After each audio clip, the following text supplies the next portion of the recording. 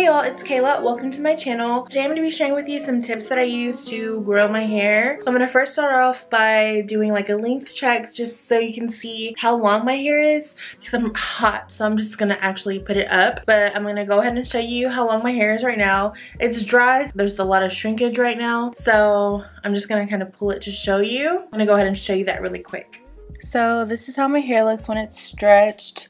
That's about as far as it goes, like kind of past my waist a little bit, and then in the back I'm just showing you where the top of my butt is, and then that's how far my hair reaches. Okay, well, I'm back. Okay, so these are my tips, basically the things that I feel like are the most important reasons why my hair has been able to grow as long as it has. So I'm not saying these are for everyone, I'm just gonna say these are my tips. This is what I found to be the most important things that I have done. I'm repeating myself.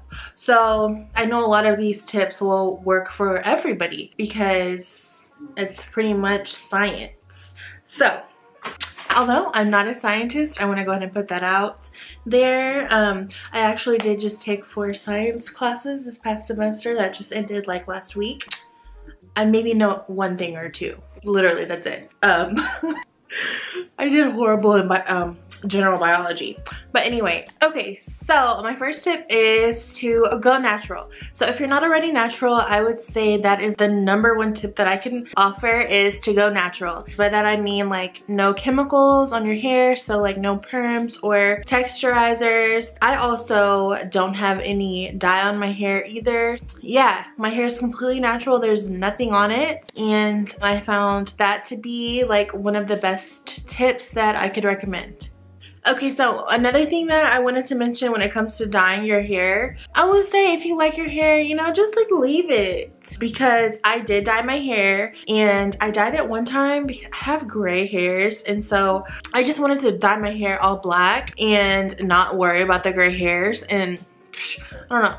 Anyway, so I dyed my hair, and then when I washed my hair, the curls were just, they fell flat. Like they were not bouncing back. They were just, my curl pattern was basically ruined, and I had no idea. I had no idea that dyeing my hair would change my curl pattern. So I think something about like when you dye your hair, it breaks the bonds in your hair and then it's looser, something like that, but I will have to actually double check that. But yeah, so if you're wanting to dye your hair, just kind of give it a second thought and just think about it before you do that, because it can change your curl pattern, because it did that to mine.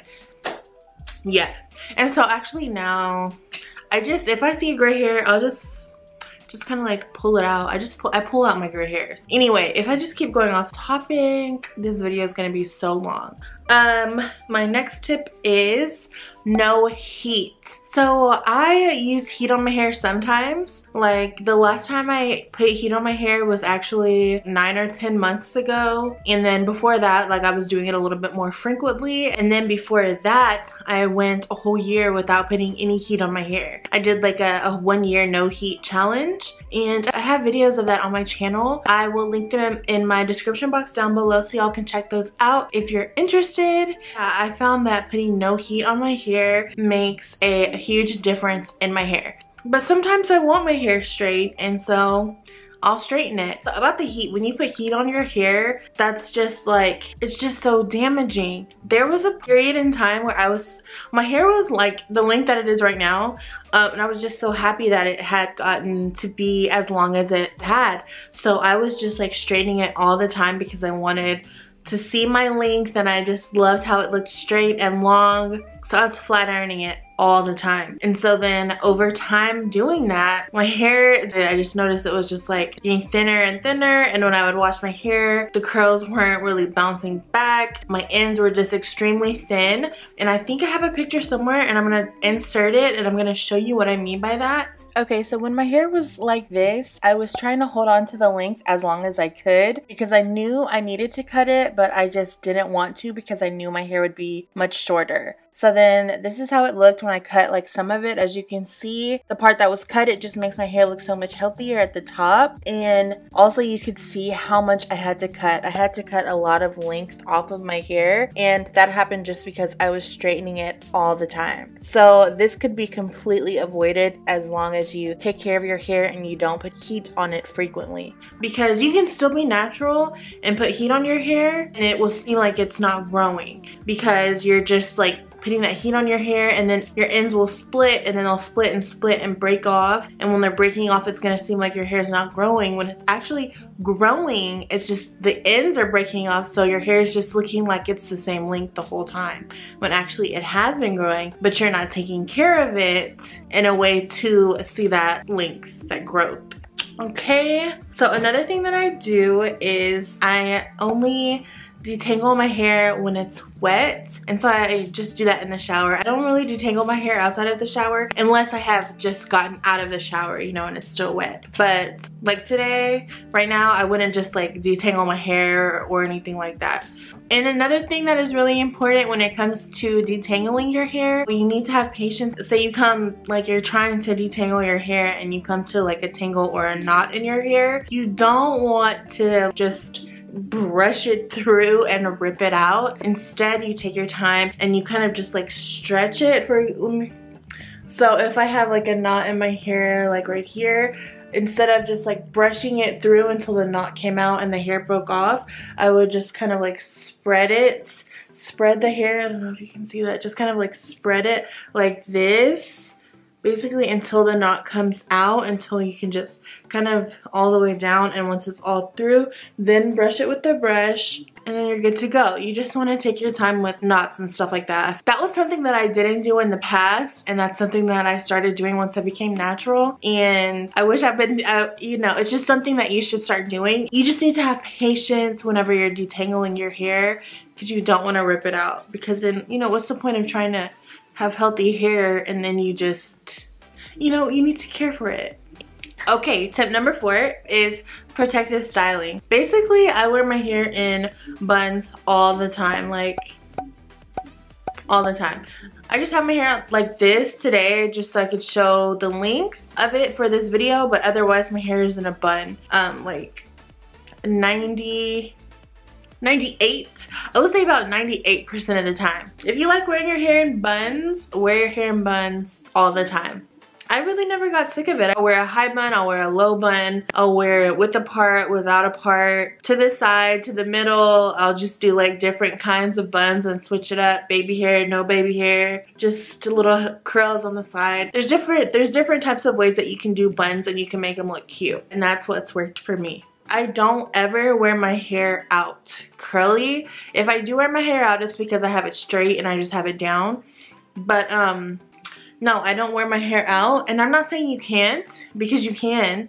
I'm just saying for me, I don't. And I always, because it's keeping your ends like tucked away, just keeping your ends from just being rubbed on stuff. They're just tucked away. And so, because your ends are the oldest part of your hair, so you need to protect your ends if you want to see your hair grow. Okay, so a lot of people like to comment on my wig videos about why do I wear wigs. And so the thing is, I have hair, obviously, but I like to wear wigs because sometimes I want straight hair, but instead of me actually straightening my hair, I just put a wig on, and it's so much easier. I'm not damaging my hair, I'm not manipulating my hair. Well, my hair is just, you know, in a couple braids. Moisturized and in some braids under the wig while the wig is straight. I didn't put heat on my hair and my hair is fine. So, you know, if I want to do that, if I want to have straight hair for a day, it's better to just throw in a wig than actually like straightening my hair.